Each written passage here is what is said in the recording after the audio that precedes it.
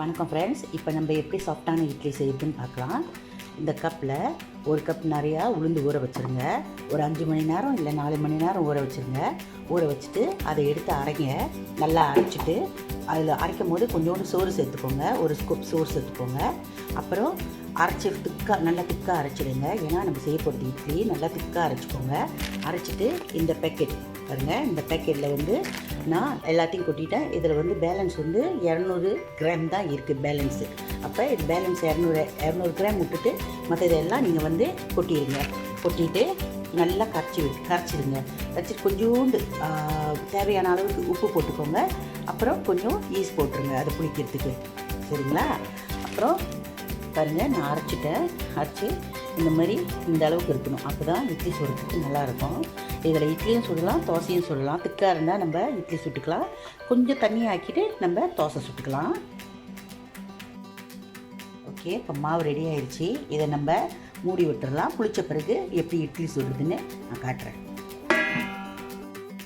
இப்போ நான் மாவு புளிச்சிருச்சான்னு பார்க்குறேன். நல்லா புளிச்சிருக்கு. 5 மணி நேரம் ஆயிடுச்சு. இப்போ இதை நம்ம இட்லி ஊற்றணுமா, ரொம்ப நல்லாயிருக்கும். ஆனால் இட்லி ஊற்றுறதுக்கு முன்னே ஒரு 15 நிமிஷம் நம்ம ஃப்ரிட்ஜரில் வச்சிடணும். வாங்க, இப்போ நம்ம ஃப்ரிட்ஜர்லேருந்து எடுத்தாச்சு. இது ஒரு 15 நிமிஷம் நான் ஃப்ரிட்ஜரில் வச்சேன். ஏன் ஃப்ரிட்ஜரில் வச்சேன்னா, முதல்ல மாவு கொஞ்சம் தண்ணியாக இருந்துச்சு. இப்போ நம்ம ஃப்ரிட்ஜரில் வச்சோம்னு சொன்னால் அது கொஞ்சம் கெட்டியாகிடும். இந்த பாருங்கள், நல்லா கெட்டியாகிடுச்சு. இப்போ நம்ம இந்த இட்லி சுத்தமாக நல்லா புசு புசுன்னு வரும். இப்போ நம்ம எப்படி சுடுறதுன்னு பார்க்கலாம். இப்படி ஃபுல்லாக நல்லா எண்ணெயை பூசி விட்டுருங்க. இப்போ மாவு ரெடி ஆகிடுச்சு. கீழே தண்ணி இருக்குது. தண்ணியை வச்சு நம்ம இதை அவிக்க போகிறோம். ஏன்னா நடுவில் தட்டு வைக்கலன்னு சொன்னால் கீழே உள்ள இட்லி மேலே உப்பி வரும்போது அந்த தட்டில் ஒட்டிக்கும். ஸோ அழகாக இருக்காது பார்க்குறதுக்கு. அதனால் நான் எப்போயுமே நடுவு தட்டு வைக்க மாட்டேன். ஆக கடைச்சியும் மேலேயும் வச்சுருவேன். இப்போ இதை மூடி விட்டுடலாம். 5 நிமிஷம் ஆச்சு. இட்லி நல்லா வெந்துருச்சு. இப்போ நம்ம இட்லி எடுத்துடலாம். பாருங்கள், நம்ம அதை சொன்ன மாதிரி ஒன்றோட ஒன்று ஒட்டல. எவ்வளோ நல்லா இருக்குன்னு புசு புசுன்னு. இப்போ இதில் நம்ம தண்ணி தெளித்து விட்டுடலாம்.